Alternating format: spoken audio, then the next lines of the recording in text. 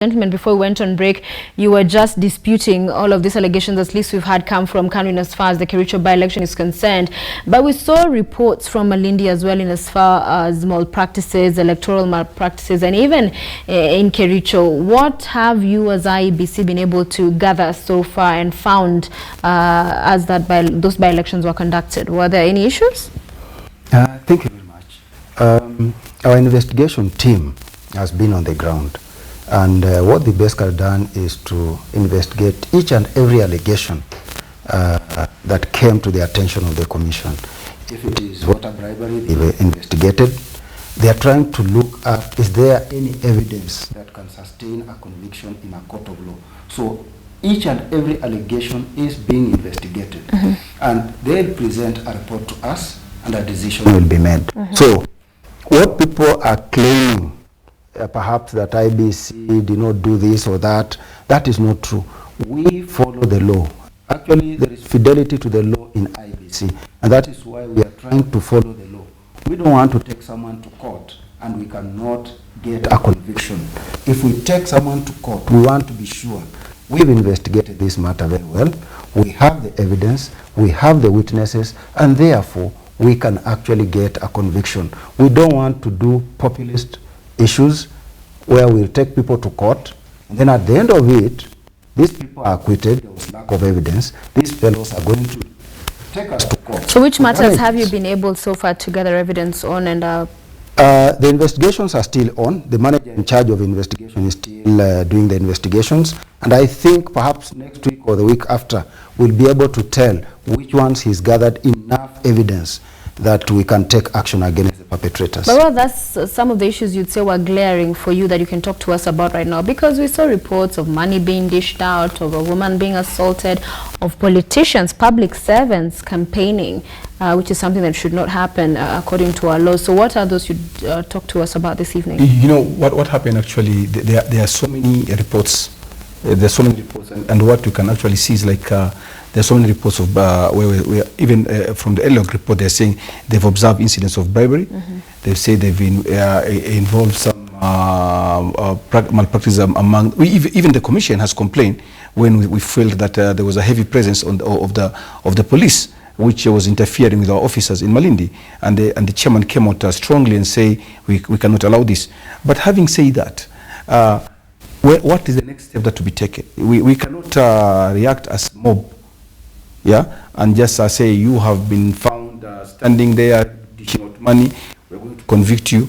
We have to collect evidence, and that this the country is run by law. Evidence must be collected. So, for example, we saw cabinet secretaries campaigning. That is unprocedural.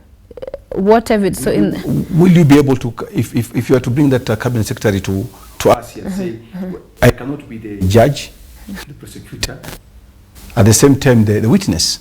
So we must be able to collect evidence, say somebody should lodge a complaint and say to the Commission, this somebody, Mr. ABCD has been campaigning, and these are the people whom he was campaigning with, these are the pictures, and with that evidence, then we can act. You see, they must... So IBC does not act of its own volition. Somebody must initiate the process. We do act when we conduct our own investigation, and we collect evidence with that investigation.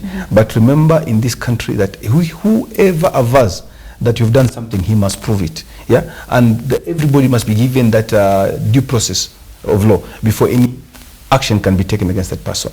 That is not saying that there were no malpractices. There were malpractices.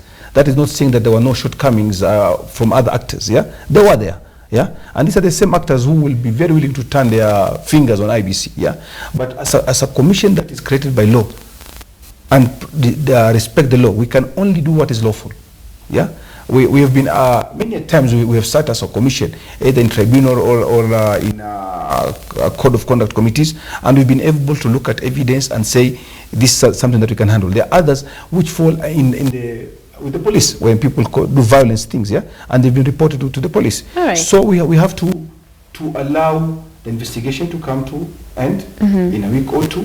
We receive the report, we look at the report to process it, and action will be taken. All right, so Commissioner Bure, you're talking about investigations being conducted now, but we have seen by-elections in the past, and the concern for many Kenyans, because by-elections, for some see them as dry runs, you know, for the big one, next year's general election.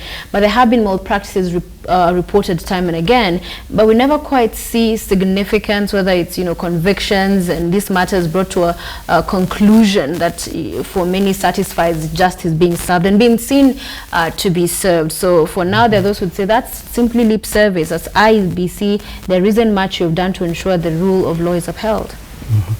Thank you. Basically, what you need to look at is what is it that IBC has done. On a number of occasions, actually, IBC has handed over suspects to the police. But at the end of the day, you find that the investigations were not very good, and these suspects have been released. And that is the frustration at times you get, because we have one manager and two investigators, and therefore we must depend on the police to do the bulk of our work. And if the police do not do it to the best of their ability, to the extent that we are able to get a conviction, then it becomes a big challenge to us. We had some in Kisii. I think we had one in Meru region. Yeah, but the evidence was not that strong. So you're saying you have capacity challenges? Capacity challenges are there. And of course, they will always be there, because as IBC, we cannot have investigators in each and every constituency, the way the police are everywhere.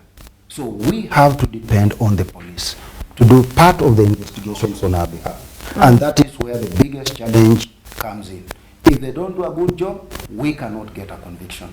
All right. So what are we then likely to see? Because, you know, Kanu has said, why go to the IBC, and yet there are people we're accusing of this. So, and we also had Nick Salat in an interview earlier today saying he also doesn't have confidence in the judiciary. So how is such an issue then, resolved? Okay, it could be a tactic, because when you don't have a genuine complaint and you just want to make noise, it could be a way of saying that I don't have confidence with IBC. Then where does he want to be for his evidence to be weighed? Because as the commission, we said we are here waiting for you to come with your complaint, and then we show you our records and we compare your record with you. You don't want to come to the commission. The other alternative that is given by law is for you to go to the court. And we've had so many people who have gone to the court. Some have had their way in court. Yeah, we had by-elections in this country which came from the petitions. Yeah, and those are people who went to court, and the judiciary were able to look at those cases and say you can go for a by-election again. So unless somebody can prove his case, yes, yeah, either with us or with the judiciary, then he cannot go anywhere. All right. Our message to Kanu is, please, please, please bring your evidence to IBC. Yeah. If you are not comfortable with IBC, the judiciary has been reformed. Please take your evidence to the judiciary. We must have confidence in our institutions. That is how you build credible institutions. But if this early you start saying no confidence in IBC, no confidence in the judiciary, then where do you want to go? You want to become a law unto yourself? That is something that we want to dissuade people from trying to do. So our message is, Salat and your team, please bring the evidence you have to IBC, and we'll handle that diligently. If there is any issue that is able to be substantiated, we'll take action. All right. Yeah. So the Coalition of Reforms and Democracy, as we said earlier, time and again saying no confidence in IBC. Now Kanu saying no confidence in IBC. The leader of majority in the National Assembly, who's part of the Jubilee Coalition, no confidence in the IBC, just recently saying that. So across the political class, we're hearing again the same things being repeated, that as the commission is currently constituted, they have no confidence in you managing the electoral process, and we're going to an election in less than a year. What do you say, as a commission being put in such and painted in such a bad light, and yet you have such an important duty to perform? Number one, we need maturity in our political class. I'll say we need to demonstrate a lot of maturity in the way we interact and in the way we address each other. So this is lack of maturity? Let me just come to that. And why I'm saying that is that it cannot be in the morning you have confidence in the institution, in the evening you do not have confidence in the institution. Then the following day when it suits you, the confidence is regained. Yeah, and that's the reason why the independence of the IEBC was entrenched in the constitution, with the past experiences whereby every time everyone wants a commission that serves that party or that person. Yeah, this commission has its fidelity to the law and the constitution and the people of Kenya. Yeah, and we serve the people of Kenya. And when you look at how we've been interacting and how, with all these talks of confidence, we look how we've interacted with the people from 2013 to date. Yeah, if you look at IBC as a shop, do we have the goodwill of the people of Kenya? And I'll tell you, yes, we do. And why am I saying this is because whenever we conduct an election, all these people come and participate in the election. But we've seen the numbers dwindling. Isn't there apathy? I mean, we had 51% in Kericho. That's not ideal. 100% isn't that possible? There's no in the world where you have 100%. There's no in the world you have 100%. The best you get is 65%, 67%. In fact, we had the biggest turnout in the last general election. One of the biggest in the world, yeah? And we are hopeful, and I can tell you this for sure, is that we are going to have a very big turnout. We have 290 offices in Kenya, which interact with people at a grassroots level. We've been able to, I was in Kilifi with limited resources, and we find even people who are bad fellows with the commission coming out and say, we support the work of the commission. In fact, like when I was in Kaloleni, I don't know if you followed it, MRC for the first time came and said, we have no problem with the commission doing its work in this area. So we have been able to win people at the grassroots level. So let me just get you straight, Commissioner. You're saying these leaders, whether it's opposition, those in government, are not representing the views of ordinary Kenyans? I would say that I would not want to say they do not or they do, but what I want to say that we are in very good books with the most Kenyans at the grassroots level. And they interact with us. Look at for example, with the drive we just completed. Yeah, with we said we needed 2 billion to do 4 million votes. We were given 500 million. We did 1 million votes. Right. That is maximum utilization, maximum turnout for the amount of resources that we had deployed. We even had an extra 300,000 coming out to transfer. All these people who are coming there to register with us. All these people who are coming to transfer with us, all these people who participate in an election with us, even those people come to say, look at our referendum, they have confidence. That is how you decide. But it is one thing to call people names, yeah? But it's another thing to do business with them, yeah? Kenyans by their actions, yeah? All right, there's a Twitter poll we've been conducting as we bring it to you, Commissioner Bwire, here on KTN News about the confidence of Kenyans in the IEBC to be able to conduct the elections. First, I want to read you some of the feedback coming in from our viewers because it's important to hear them. Yeah, it's important to be able to hear from the Kenyans that we're talking about this evening. Agretinik says the question should be, are these people really capable of the job? Captain Kirk says IEBC should be disbanded immediately. They are not fit to conduct the next general election. Hussein says ni kuzenguana tu lakini kazi hawawezi.